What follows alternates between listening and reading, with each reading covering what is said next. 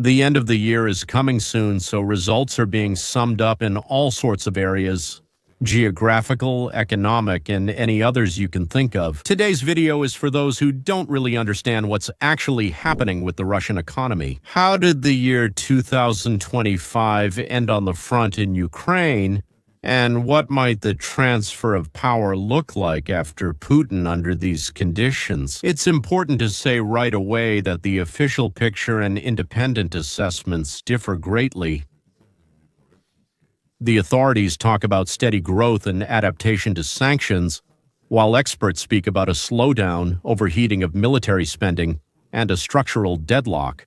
At the front, the Kremlin says there is a systematic offensive, while the Ukrainian side talks about a difficult but ongoing defense and containment.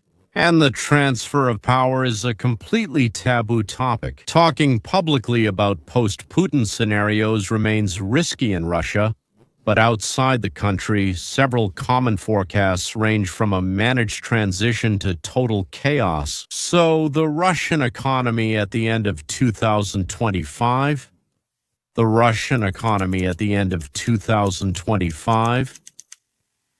Official data shows that in 2025, the Russian economy was still growing, but growth slowed significantly by year's end. In the first half of the year, for example, gross domestic product growth was around about 1.2 compared to the previous year. But by the third quarter, annual growth had slowed to 0.6. That's an annual 0.6. And according to some experts, the economy had actually leveled off. It's basically standing still, and even the 0.6 is misleading. The Bank of Russia cut its forecasts, now expecting just 0.5% growth by year-end. There were some options. 1%, 0.5%. Well, that's much less than the 2023-2024 rebound. International organizations remain skeptical. The International Monetary Fund, for example, lowered its growth forecast to 0.6 for 2025, pointing to the effects of sanctions, demographics, and military spending. Here's the problem in Russia. Gross domestic product growth there is driven by what's called the military sector. They say it's not about the budget, it's unusual business. The main engine of the economy in Russia isn't what people, the population, consume or what's exported, like in China. Yes, it's government contracts for war. That is, it's produced, but it doesn't later increase Russia's wealth. It's produced, and then boom, just like that, boom, and it's gone. So whether it's produced or not, it has nothing to do with gross domestic product. It's like it's produced, but it's made just to be blown up. So, the growth of the manufacturing industry is driven by defense enterprises, the production of shells, equipment, gear, and the civilian sector. Well, that's small business, services, innovation.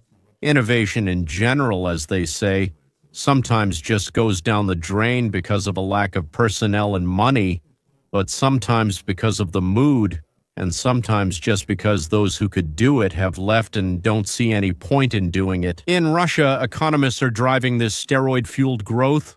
What does that mean when massive budget funds go to the war and public sector? The numbers look tolerable, but as soon as the flow decreases, the problems will come out. Well, all the structural problems, the sanctions, and the pivot to the east. Russia has almost completely restructured its foreign trade, making a sharp turn toward China, India, Turkey, and the so-called Global South countries.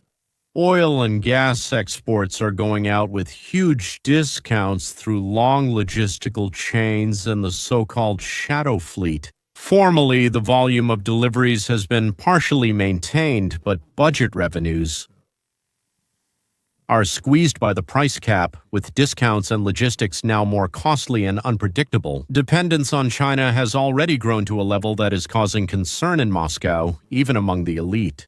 It's interesting that the elite, as we understand, mostly live in Moscow, some in major cities like St. Petersburg and some in other large cities. They possess incredible wealth there, like Indian nabobs. But what about ordinary people inside the country? What do they feel? What do they think? What do they know? How do they relate to this? Official statistics show growth in real incomes and consumption, but the picture is, to put it mildly, uneven in different regions and sectors. Defense, construction, government contracts. Incomes have indeed increased in the private sector, especially for small businesses. In poorer regions, people complain not about rising incomes, but rather about rising loan costs, falling demand, and the feeling that there's plenty of money for the war, but not for us.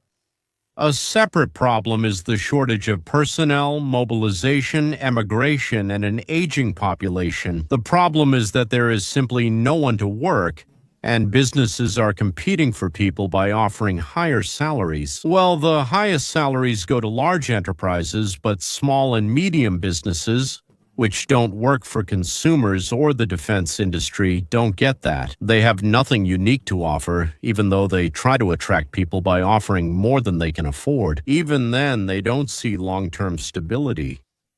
What conclusion can be drawn for, so to speak, viewers outside of Russia? From the outside, it looks like this. Russia hasn't collapsed economically, but is gradually entering a mode of low, largely artificial growth, which is specifically tied to the state's war and raw materials. So war, raw materials, and state support. It's not a catastrophe, not tomorrow, but it's a slow increase in risk for business, the financial system, and social stability. All right, so what's happening on the war front? What's happening on the front lines and in politics?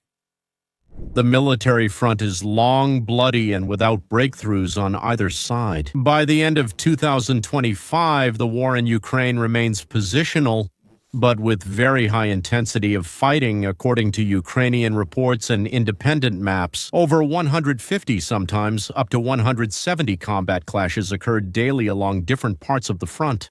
The heaviest fighting is taking place in the Donetsk, Pokrovsk, Huliai-Pol, and Orikhiv directions. There, Russia is advancing slowly using massive artillery shelling and bombs, while Ukraine is trying to hold and reshape the defensive line.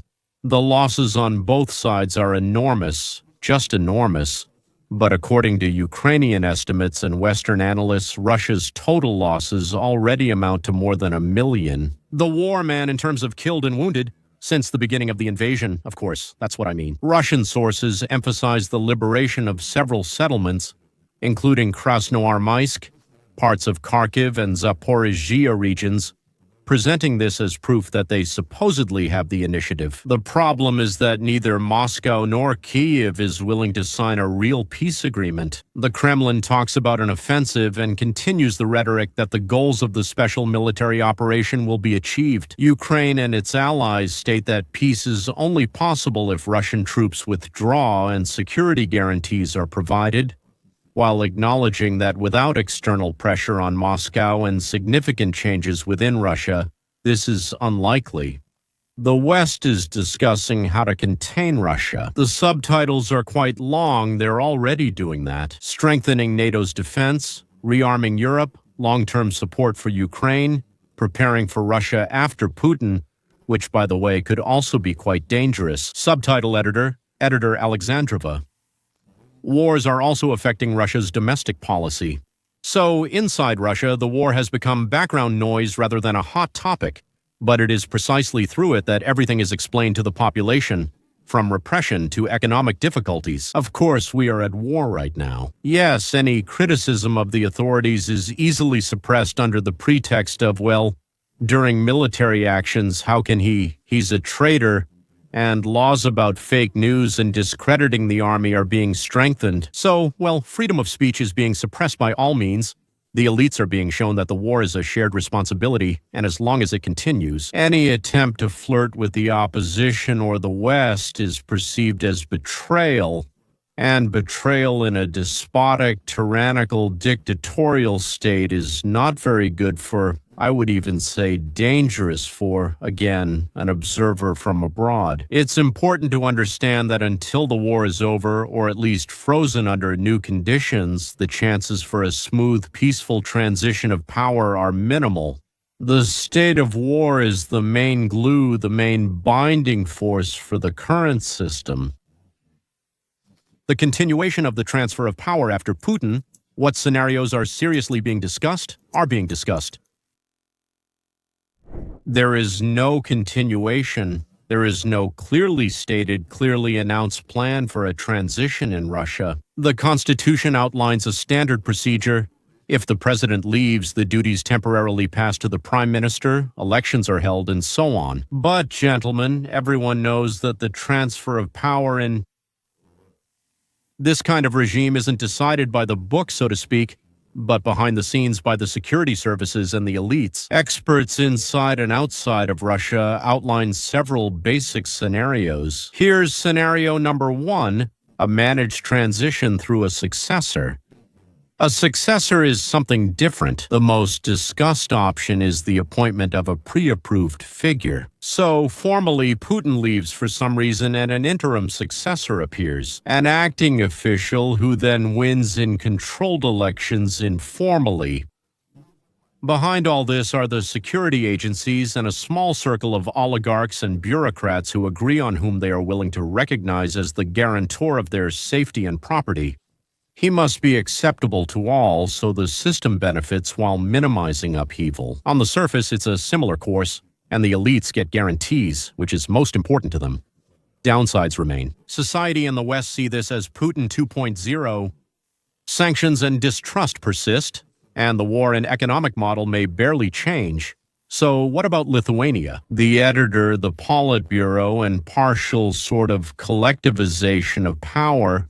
Another option is not a single prominent successor, but collective leadership. Well, there, so to speak, there are several different versions of the same thing. The Security Council, government, and power bloc gain influence.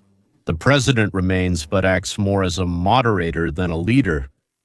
Decisions are made within groups that negotiate among themselves. The elite are motivated by fear of a new superleader who, in a few years, will start purging them, just like how Putin or Lukashenko did it. They prefer a system where risks and responsibility are divided. The downside is that weak, fragmented leadership may not be able to handle the war, the economy, and the regions. There's also a growing temptation among security officials and regional barons to act independently. Society will see this not as a new model, but as a temporary internal conflict. The third scenario is a limited thaw, like in the 1960s at the end. Some experts consider a temporary thaw possible after Putin leaves. Well, someone eases the repression, releases some political prisoners, and loosens censorship. A cautious dialogue with the West, an attempt to partially release that protest pressure, to diffuse it. After that, it turns out that nothing in the system itself changes. Such a scenario is more realistic for Belarus, but in Russia it is also possible as a short transitional period, just like in the Soviet Union. This has happened before.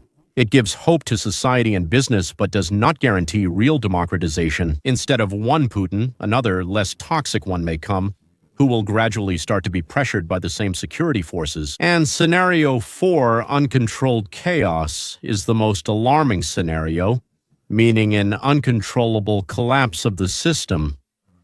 It may not completely fall apart, but cracks will appear. In the event of Putin's sudden departure, let's say without a prepared plan, the elites will definitely start fighting for resources and security. Not just that they might, but they will. The center could lose control over some regions and security forces amid the war, sanctions, and economic stress. This is fraught with internal conflicts, a rise in crime, and the baronization of regions. And will someone even start bringing in an army from Ukraine in order to use it on the battlefields inside Russia? Experts say the Kremlin is doing all it can to prevent this as long as the system holds. Everyone is afraid of this, including trying to tighten control, carry out purges, centralize authority, and so on, in order not to give too many opportunities to regional bosses later. Conclusion. Ladies and gentlemen, what is important for us Russian speakers abroad in all of this? For a Russian-speaking viewer who lives in the United States, Europe, or somewhere else, all these topics are not just abstract political science. They have a direct impact. There are the fates of relatives and friends in Russia and Ukraine, decisions about returning or fully integrating abroad. For others, it's about security, visas, sanctions, business contacts, and the overall reputation of people from Russia. Russia's economy isn't collapsing yet, but it's entering a period of prolonged conflict where more and more resources are going toward the war and maintaining the regime. They have two goals: to fight externally and to fight internally. The war remains the main obstacle to any positive scenarios, and a transfer of power after Putin is almost certain. The change of power will not be a beautiful textbook democratic transition.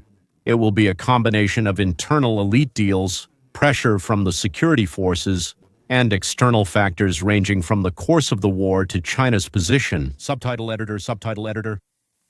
Well, I don't know, gentlemen. I did my best. I don't know how well I managed to tell you what's going on, but I tried. Until next time.